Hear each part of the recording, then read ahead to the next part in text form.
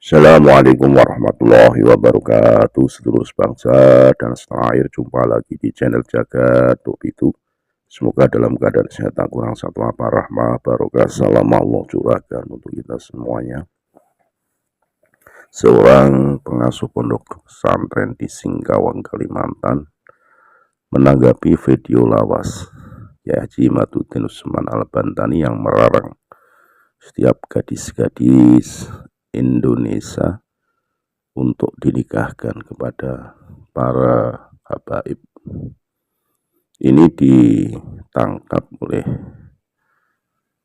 pengasuh pondok pesantren di Singkawang sebagai bentuk yang keliru, karena dia mengambil kutipan sebuah hadis menyebutkan bahwa siapapun berhak untuk dijodohkan, tapi secara garis besar kesimpulannya Kiai Haji Imaduddin menyampaikan itu karena ada dasar, karena setiap habibah memang didoktrin tidak boleh dinikahkan kepada setiap laki-laki pribumi, bahkan yang sudah menikah pun diharamkan dan harus bercerai. Inilah dasar daripada Kiai Haji Imaduddin Usman Al-Bantani melarang setiap gadis di Nusantara ini untuk dijodohkan kepada habaib. Lebih jelasnya mari kita simak bagaimana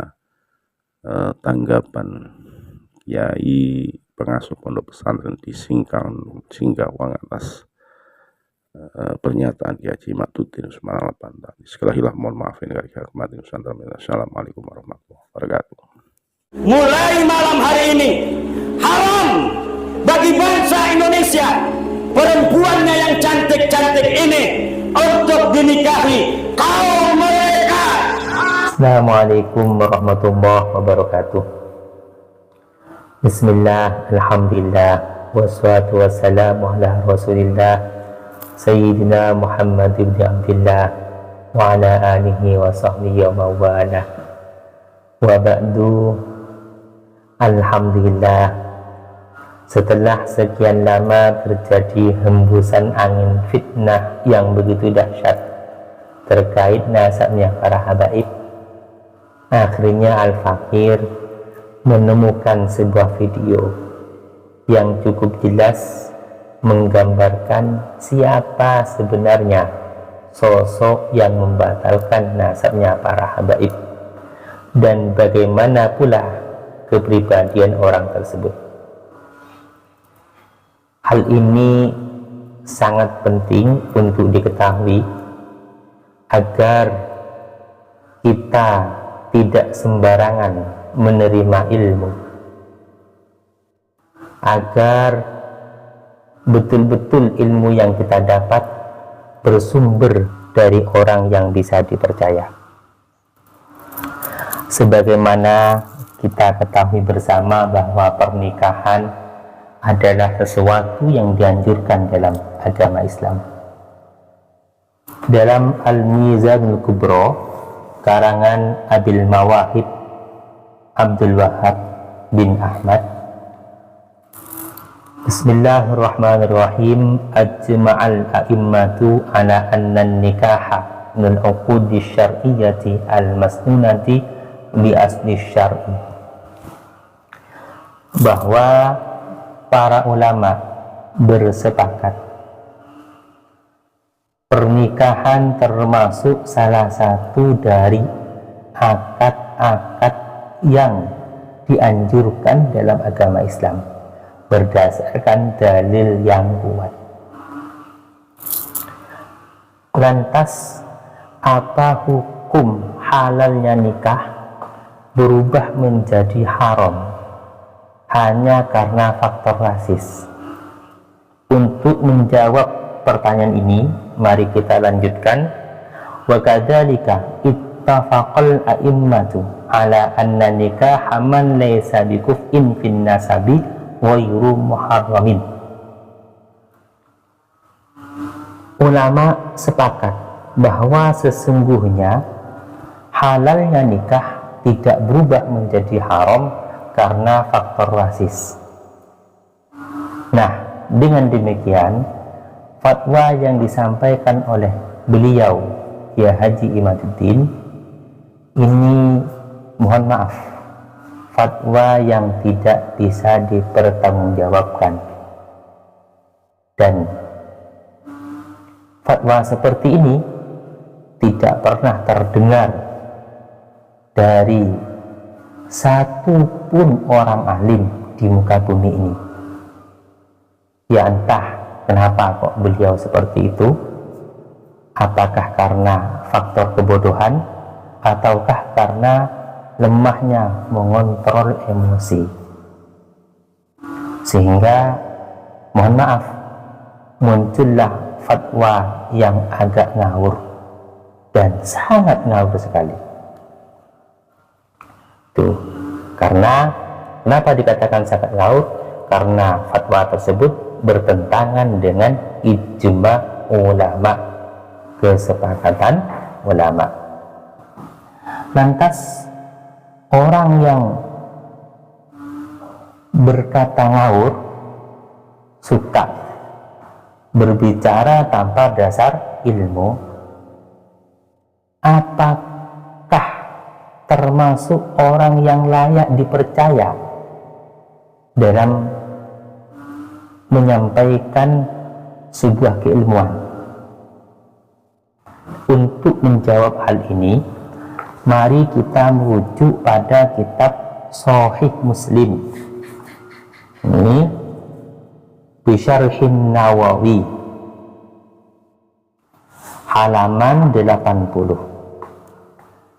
Haddatsana Abu Ja'far Muhammad ibn Sabbah haddatsana Ismail bin Zakaria an Asimil Ahwal an ibn Sirin qala lam yakunu yas'aluna an isnadi falamma waqa'atil fitnah qalu sammu lana rijalakum fayanzuru ila ahli sunnati fayukhadhu hadithuhum wa yanzuru ila ahli bid'ah fala yukhadhu hadithuhum. Abu Ja'far Muhammad bin Sabbah menceritakan dari Ismail dari Zakaria dari Asam al-Ahwal dari Ibni Sirin, bahwa Ibnu Sirin berkata, dulu mula-mulanya para ulama tidak pernah bertanya tentang rawi-rawi atau orang-orang yang menceritakan hadis dari Rasulullah sampai pada orang terakhir yang menyampaikan hadis tersebut. Jadi ketika ada hadis langsung diterima begitu saja, tidak dibahas hadis itu datangnya dari rawi siapa sampai pada Rasulullah. Tidak ada pertanyaan seperti itu. Tuh. Falamma waqa'atil fitnah qalu sammu lana rijalakum fayanzuru ila ahli sunnati fayukhadhu hadithuhum. Namun ketika terjadi hembusan angin fitnah, bertebarnya kebohongan, maka para ulama berkata, sebutkanlah kepada kami rawi-rawi yang menceritakan hadis tersebut. Tuh. Tujuannya apa? Fayundoru, untuk diteliti ila ahli sunnati, apakah rawi tersebut termasuk orang yang mengikuti sunnah, orang yang menceritakan hadis tersebut termasuk orang yang mengikuti pada sunnah, fayukhadhu hadithuhum, sehingga hadisnya bisa diterima, bisa dijadikan pedoman. wa yunzaru ila ahlil bidah, dan juga untuk diteliti apakah sang rawi tersebut termasuk ahli bid'ah, orang yang suka mengada-ngada. Fala yu'khadhu hadithuhum, sehingga hadisnya ditolak. Nah, berdasarkan keterangan ini, Kiai Haji Imaduddin itu termasuk golongan yang mana kira-kira? Golongan yang ahli sunnah atau golongan ahli bid'ah? Nih, untuk menjawab hal ini saya rasa sangat jelas sekali ya. Tuh.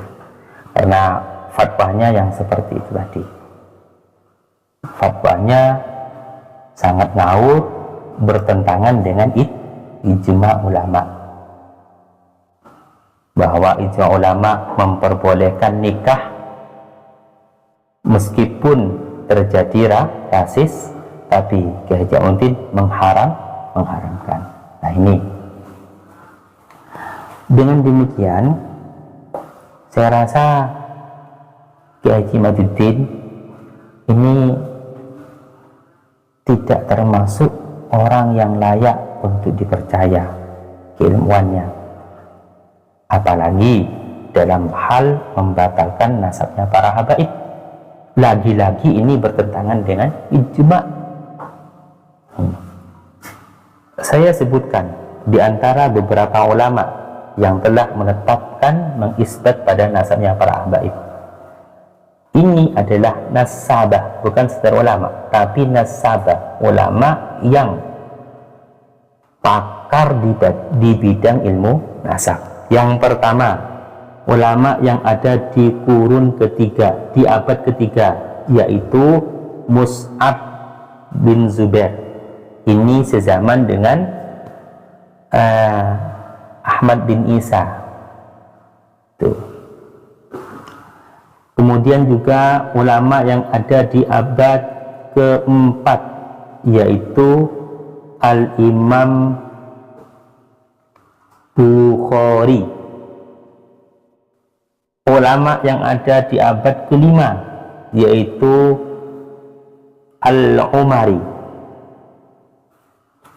Terus juga tambah pada kurun ke-6, ke-7, yaitu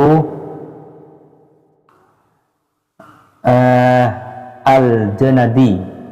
Mohon maaf, kurun ke-7, ke-8 Al-Janadi, An-Nakhai.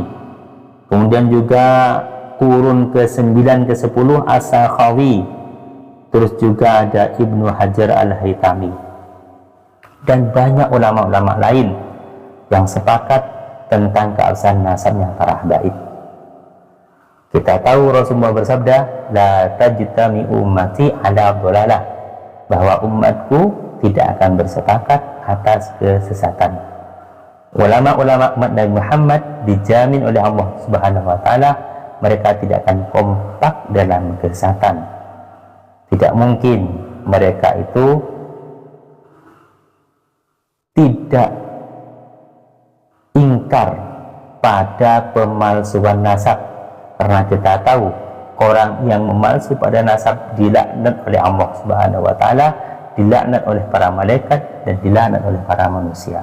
Dan pemalsu nasab tergolong dosa besar. Nah, sekali lagi, ulama dari kurun ke kurun, dari abad ke abad, itu semuanya justru bersepakat dengan keabsahan nasab Bani Alawi. Akhirnya, assalamualaikum warahmatullahi wabarakatuh.